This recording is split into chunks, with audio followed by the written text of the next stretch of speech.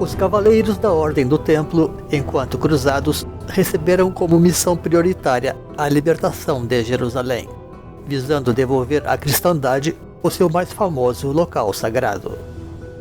Fora sempre um motivo de consternação para a Igreja saber que Jerusalém estava de posse dos árabes, por mais que estes mesmos tivessem vínculos ancestrais com a história de Israel. De modo que, assim que a cristandade conseguiu se erguer como um império sólido e uma civilização pujante, se começou também os esforços pela libertação de Jerusalém, na esteira dos sucessos que já vinham acontecendo na Península Ibérica. E todos esses esforços eram então inspirados por uma literatura emergente como a Canção de Rolando, contendo as desventuras e o heroísmo do exército de Carlos Magno na frente ocidental, tal como as próprias histórias de cavalaria na forma das lendas arturianas do Santo Grau. Contudo, como ordem de iniciados e arautos de novas ideias e revelações, os templários também tinham os seus próprios motivos secretos para buscar investir nesta árdua empreitada. Depois da nossa vinheta. Deixe o seu like, inscreva-se, ative o sininho e compartilhe.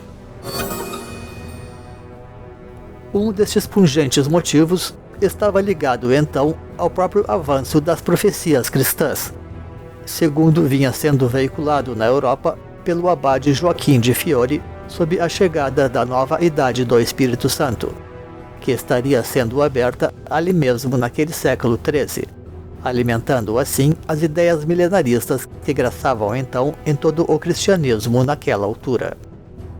Não obstante os muçulmanos terem novamente uma versão concorrente, por considerarem que o próprio Islã veio cumprir a profecia cristã sobre o reino do Paráclito, já nas suas fundações lá no século VII. De modo que aqui entra uma primeira disputa em torno de narrativas religiosas entre espiritualistas e maometanos.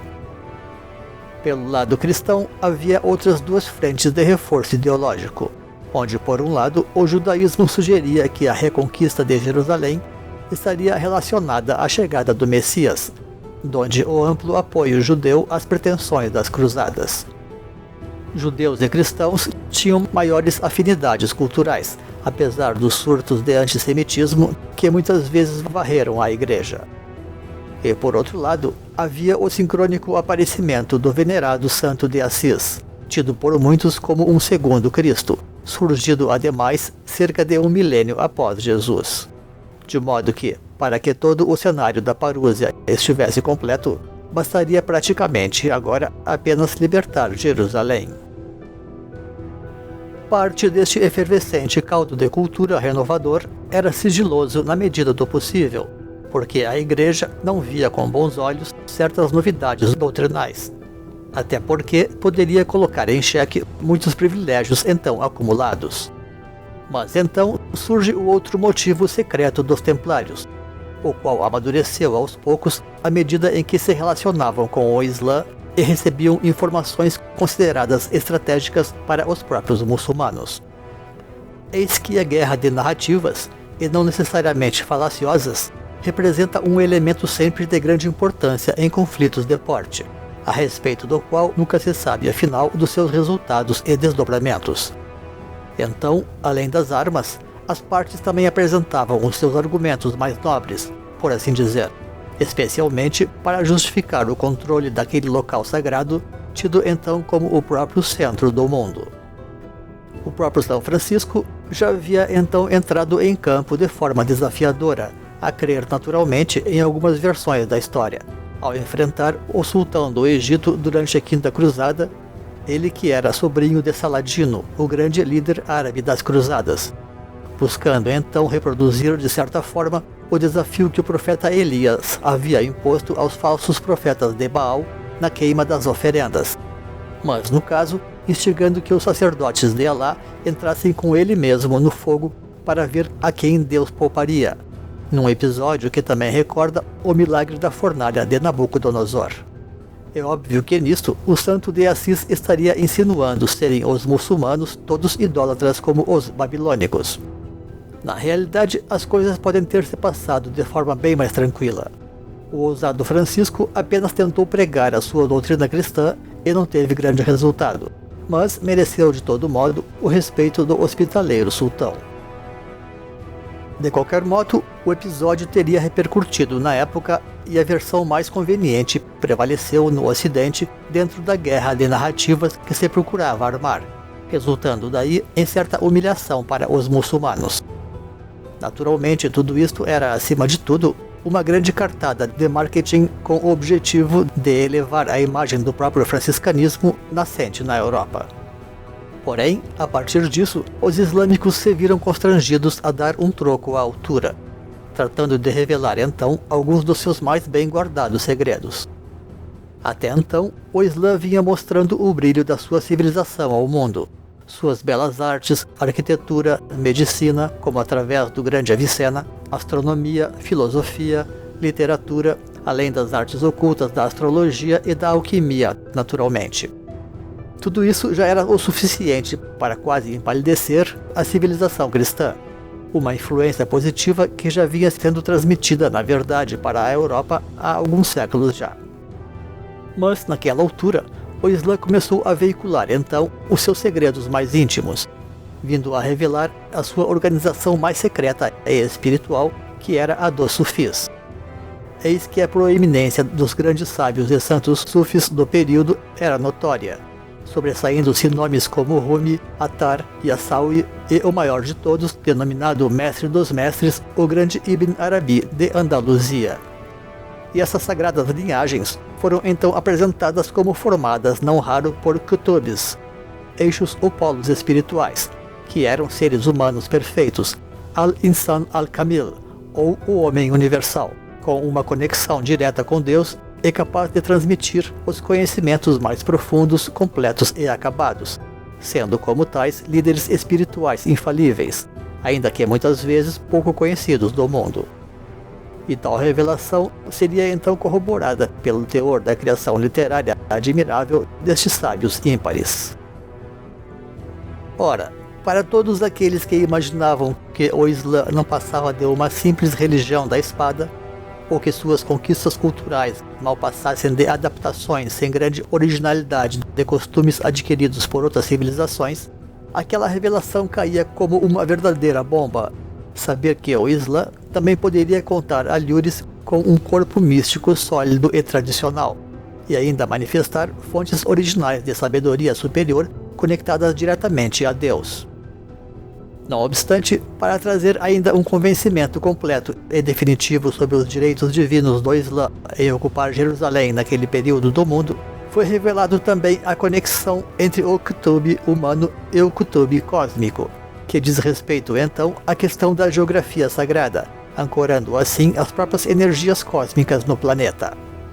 Demonstrou-se daí que não apenas a rica história espiritual da Terra, mas também os cálculos dos geômetras demonstravam que os eixos do planeta situam-se sob aquelas faixas geográficas centrais que cortam os hemisférios, sobre o grau 30 de latitude, determinando assim todo um equilíbrio de energias, tal como em relação às 4 estações, formando uma mandala climática perfeita, traduzida arquitetonicamente pela forma de pirâmides regulares como as do Cairo, assim como da montanha piramidal do sagrado Kailas no Tibete, que os orientais relacionam ao Monte Meru, ou ao centro do mundo, próximo à capital tibetana Lhasa, que detinha o irremovível trono do Leão Branco, ocupado pelos Dalai Lamas, repleto também de simbolismo axial.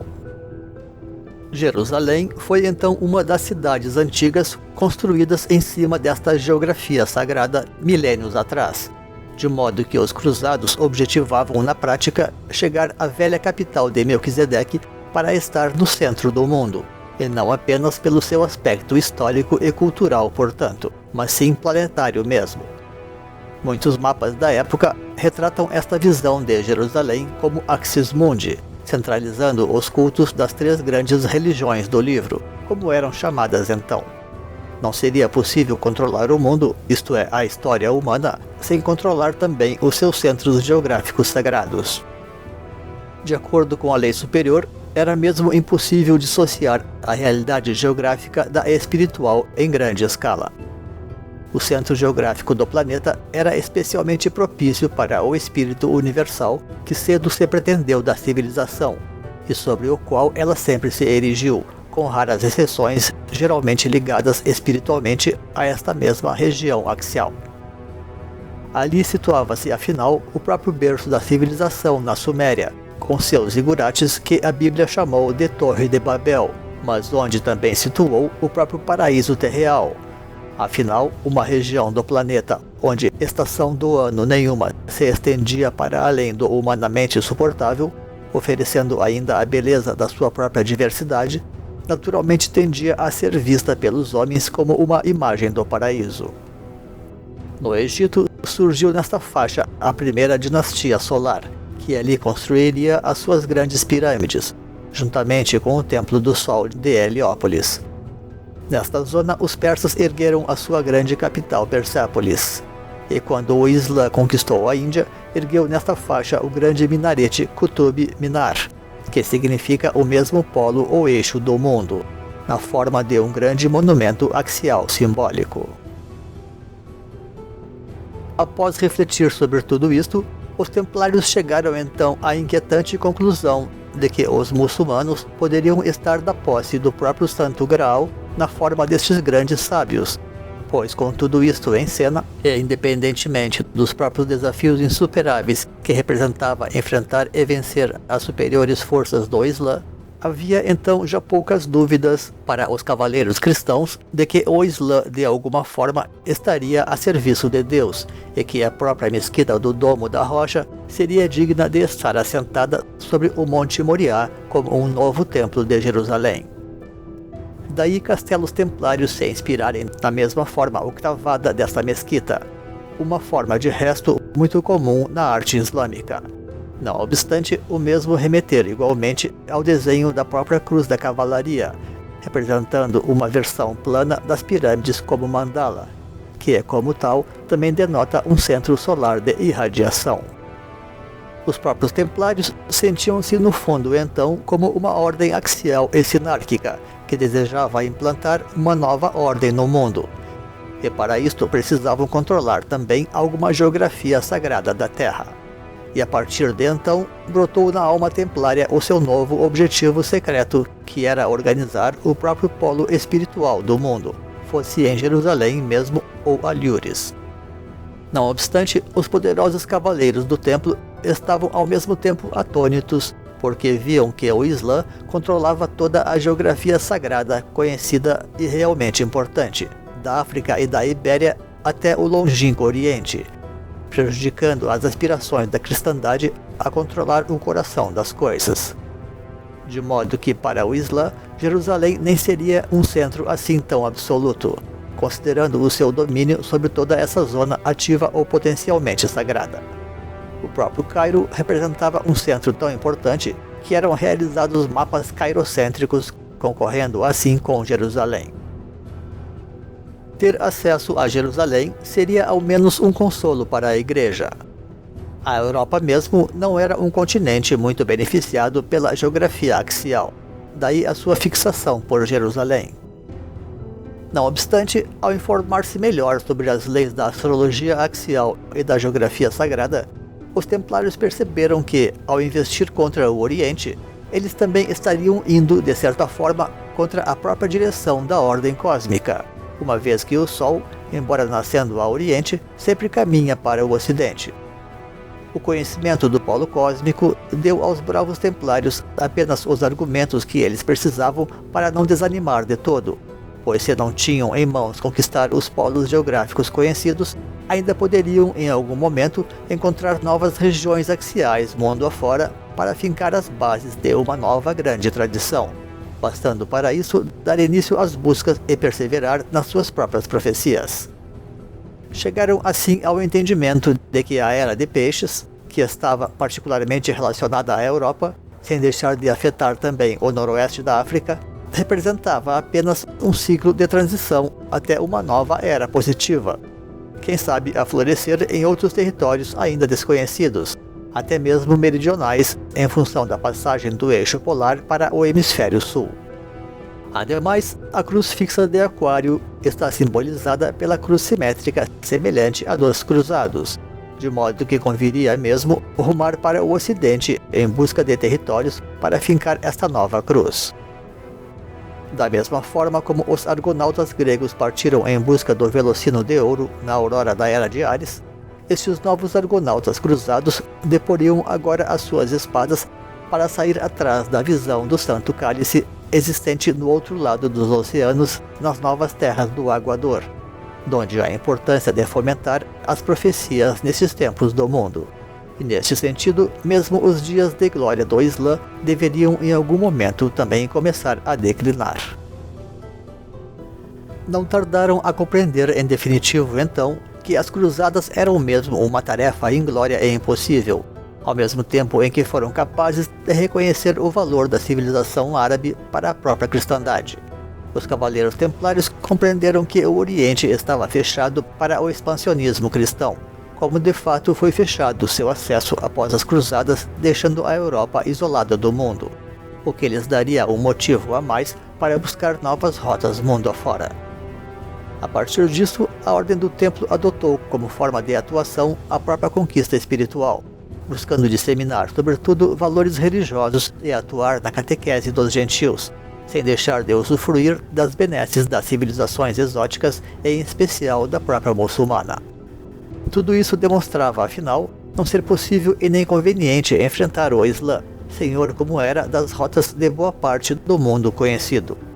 Contudo, se as portas do Oriente estavam fechadas, restava explorar as portas possíveis do Ocidente, aventurando-se na direção de novas geografias para escrutinar todas as possibilidades, as mais remotas existentes, até mesmo presentes nas lendas antigas. É claro que a Igreja não ficou nada satisfeita com toda esta mudança de atitude, e acusou os templários de traição e de idolatria, unindo-se então à coroa de França, também falida, para abocanhar uma fatia da riqueza da ordem, posto que os templários também haviam sempre usado as cruzadas para enriquecer. Na verdade, a Igreja também via com desconfiança a inclinação dos templários em relação às novas revelações espirituais chegadas com o franciscanismo e também com a doutrina espiritualista de Joaquim de Fiore, as quais tão profundamente haviam cativado os cruzados, da mesma forma como, reciprocamente, o franciscanismo estava composto basicamente por pessoas vindas da nobreza. Daí que muitas vezes os cruzados também se intitulavam cavaleiros monges. No entanto, esses cavaleiros eram orgulhosos porque tinham já um passado de glórias e de vitórias notáveis para a própria fé cristã, e que também merecia ser reconhecido. Pois se a frente oriental estava encontrando apenas fracassos, já na frente ocidental da Reconquista Ibérica havia todo um grande histórico de vitórias para os cristãos desde os próprios tempos de Carlos Magno. Sabiam que a civilização cristã havia começado a se erguer como projeto imperial a partir dos esforços da Reconquista, sinalizando assim o verdadeiro curso que deveria tomar. Afinal, a tarefa da frente ocidental tampouco estava concluída, e abrir uma nova grande frente de batalhas enquanto a própria Europa ainda não estava livre parecia apenas uma grande temeridade estratégica. Os templários entenderam assim que o destino mesmo apontava noutra direção, e que Deus queria que as coisas assim acontecessem, que a Igreja estava errada, enfim, em insistir tanto nas guerras falidas do Oriente. Na verdade, os templários compreenderam claramente o caminho que o destino lhes estava apontando. Na Península Ibérica, a sua capacidade bélica poderia ser muito melhor aproveitada em favor da Reconquista, tal como eles já tinham realizado em algumas ocasiões. Além disso, eles tinham recursos e tecnologias para começar a pensar num grande projeto de navegação para encontrar novas rotas comerciais e até mesmo culturais para a civilização que desejavam implementar. E assim começou a nascer então a nova missão templária, arguindo uma vez mais o seu próprio lema: não a nós, Senhor, não a nós, mas pela glória do teu nome.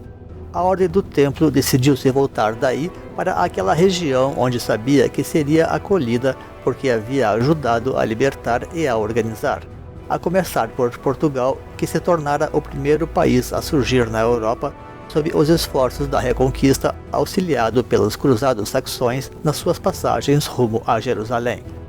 Os templários se engajaram no tema das profecias a partir das doutrinas do abade Joaquim de Fiore sob a nova idade do Espírito Santo. E assim foi concebido um projeto secreto chamado de Nova Jerusalém, para simbolizar todas as profecias que eles pretendiam incorporar, posto sentirem-se instrumentos e protagonistas para a consumação e difusão das ideias ora em curso.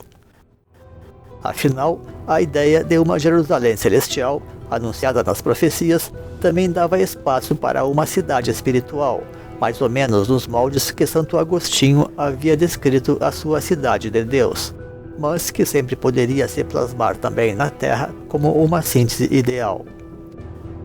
Este novo céu e nova terra das profecias, destinada à renovação da fé, poderiam ser, num primeiro momento, a própria Ibéria liberta, especialmente Portugal, que, a exemplo dos irredutíveis gauleses das histórias de Asterix em relação à Roma antiga, também cultivava uma postura de independência quanto à Igreja Central, razão pela qual a maior parte dos seus reis seriam excomungados pela Igreja, e estava muito receptiva à nova religião da cavalaria, fato este que representava naturalmente para os próprios templários apenas uma segurança a mais.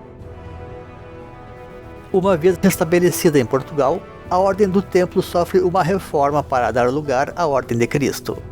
Havia grande cumplicidade entre a coroa de Portugal com a nova religião que vinha sendo organizada sob o estandarte do Divino Espírito Santo. Tanto é assim que a Rainha Isabel a Santa, esposa de Dom Dinis o Lavrador, organizou as festividades populares do culto ao Divino. E foi daí que todos os esforços realizados pelos templários da Península Ibérica tiveram como pano de fundo a renovação do cristianismo através das profecias que prometiam se consumar nas figuras de Francisco e Fiore como sendo as duas testemunhas do Apocalipse.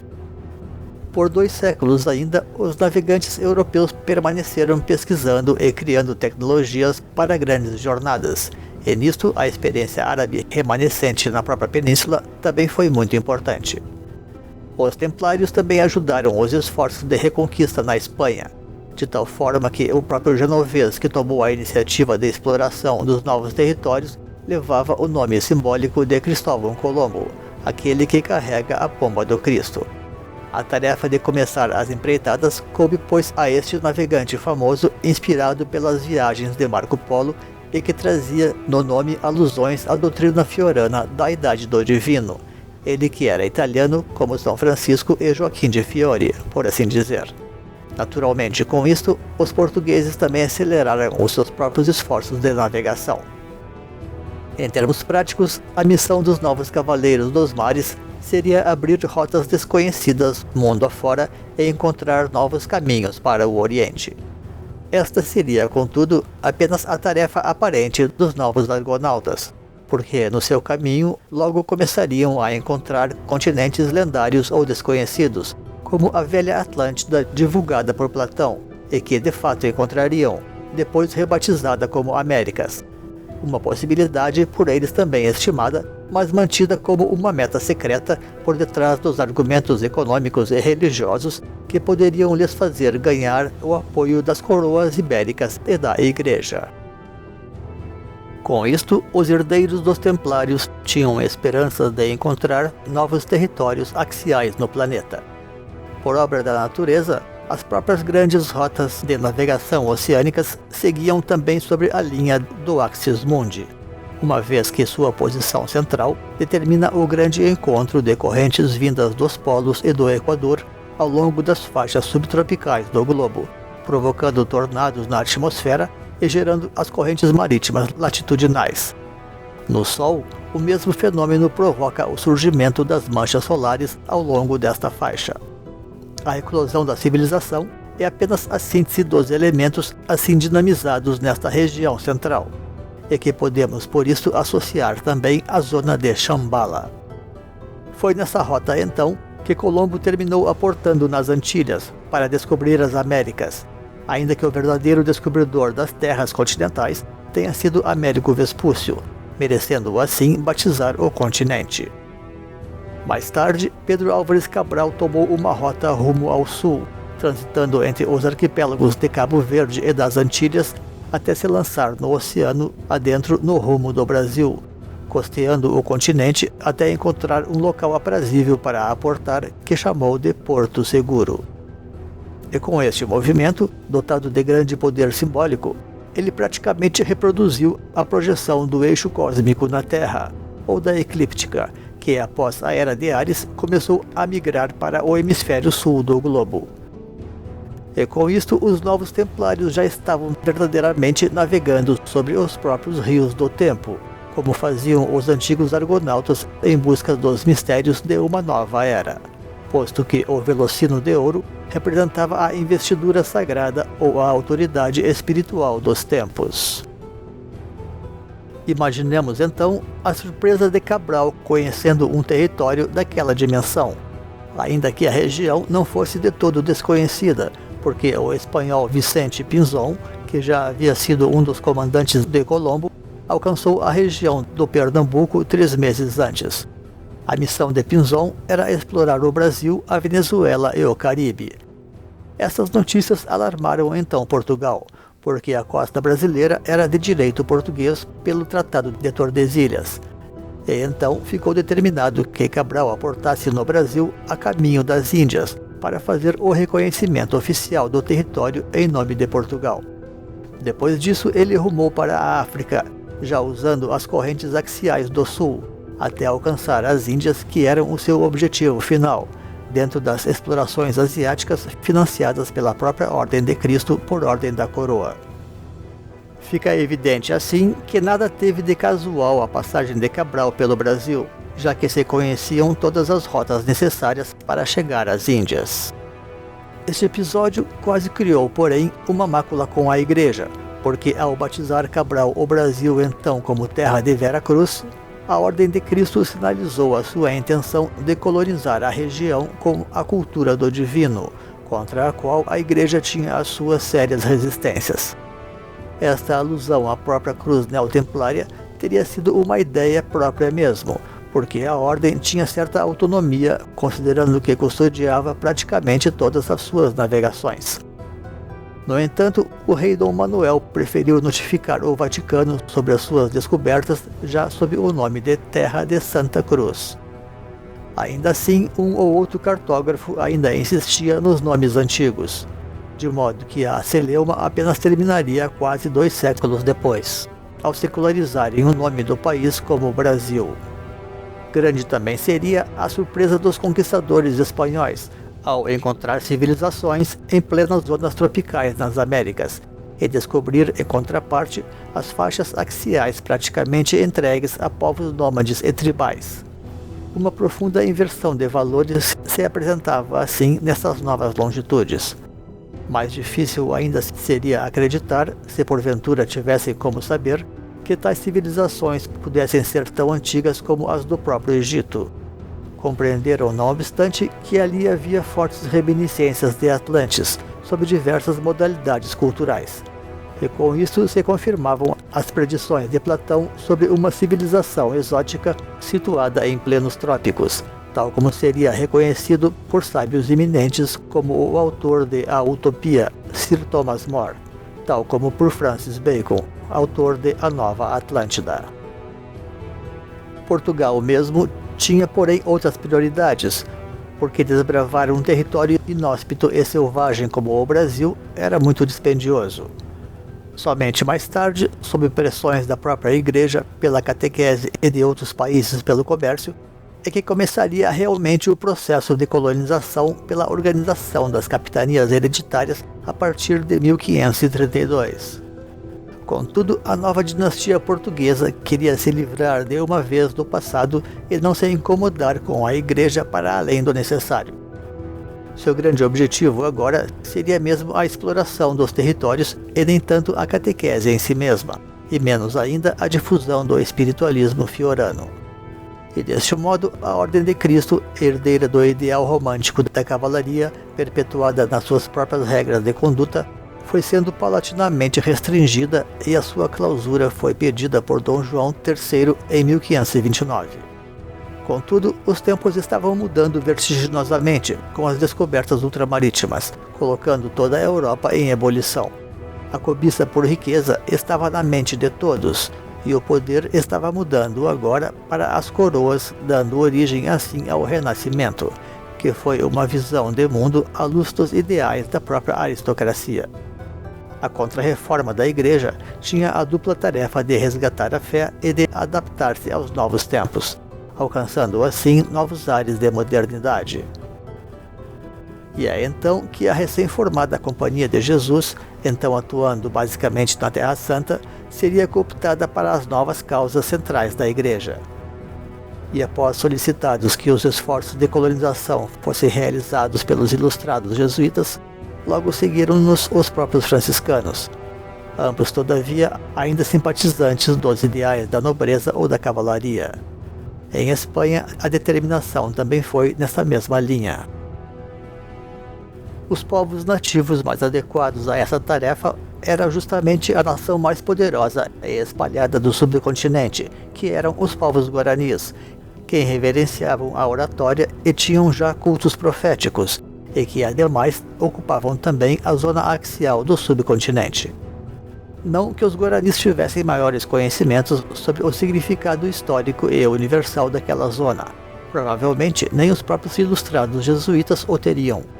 Ainda assim, estes índios se estabeleceram naquela faixa ao longo dos milênios pela simples razão de que eles eram tenazes perseguidores da terra sem males, de modo que percorriam toda esta zona de leste a oeste anualmente ao sabor das estações para levar o seu gado para as melhores pastagens e trocar víveres com seus parentes distribuídos pelos litorais. A domesticação por estes índios do gado solto, que se proliferou na América do Sul já nos primeiros tempos da conquista, lhes forneceu grande força e recursos especiais. Este tampouco era um hábito normal, considerando que o espírito primitivo se limitava a caçar, mas com isto os guaranis demonstraram estar de posse de um pragmatismo próprio do homem do Neolítico, o que na prática significa dizer do homem civilizado. A partir do século XVII, estes índios seriam cooptados então como força militar e econômica para a coroa de Espanha sob tutela jesuíta, organizados em reduções produtivas. Assim surgiram as florescentes missões guaranis, cuja cultura despontava não raro acima da europeia da época, inspirando os filósofos iluministas sobre o mito do bom selvagem.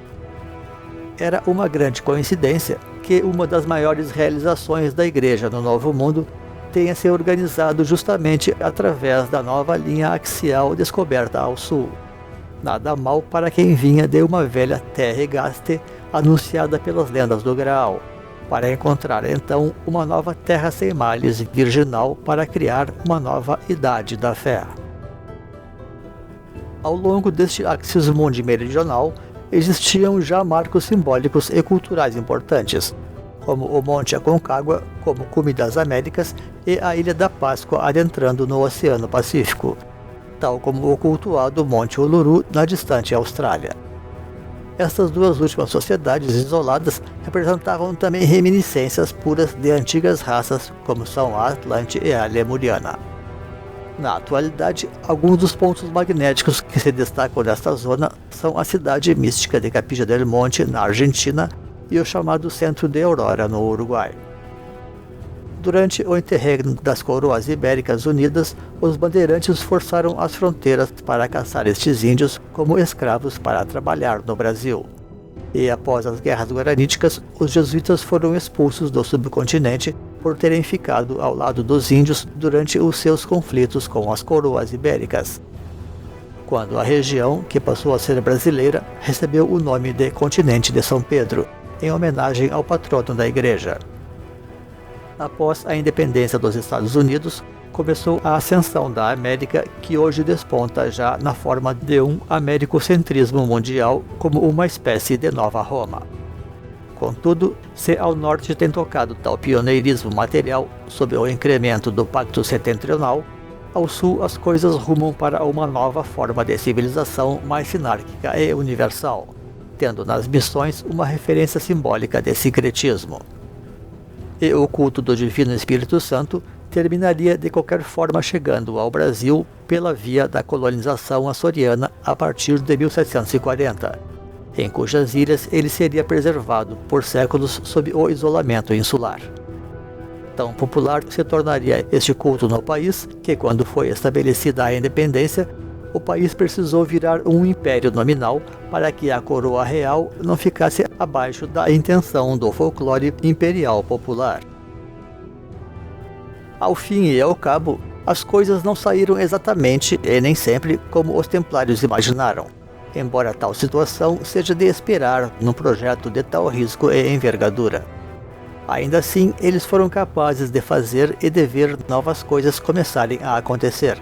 Para além disso, tudo o que resta é a confiança no futuro e na própria providência. Certamente eles cumpriram a sua missão e deixaram legados para a história e para as gerações. Ainda no século passado, publicamos uma profecia na obra Nova Albion ou A Jerusalém Celeste, o Advento da Terra Sem Males, sobre futuras mudanças no Vaticano. Nesta obra, previmos então que o Vaticano haveria de se mudar para esta região sul-brasileira no futuro, e não apenas em função do antigo nome imperial de Continente de São Pedro, da região, mas por seu próprio conteúdo histórico e axial. Ainda não chegamos lá, afinal, as mudanças das instituições religiosas são lentas por natureza. Mas, hoje, quem ocupa o trono de São Pedro é um jesuíta oriundo desta mesma zona cultural, como a querer começar a chamar a atenção para as novas realidades centrais do planeta. Ademais, para os estudiosos das profecias de São Malaquias, este seria o último dos papas antes do final dos tempos. Mas quem sabe, considerando que o pontificado de Francisco tem entrado já na nova era solar maia, ele já seria mesmo um papa de transição para os tempos novos chegados, já que vem fazendo muitos novos bispos no Novo Mundo, para renovar toda a igreja. Os tempos seguem todavia em transição, e uma data racial semelhante à maia haverá em 2025 nos registros orientais. E com isto encerramos esta apresentação. Agradecemos então pela sua companhia. Deixaremos nos créditos links para vídeos, livros e blogs que possam enriquecer os conhecimentos sobre os assuntos desta apresentação. Um grande abraço e até uma outra oportunidade neste canal. Pax.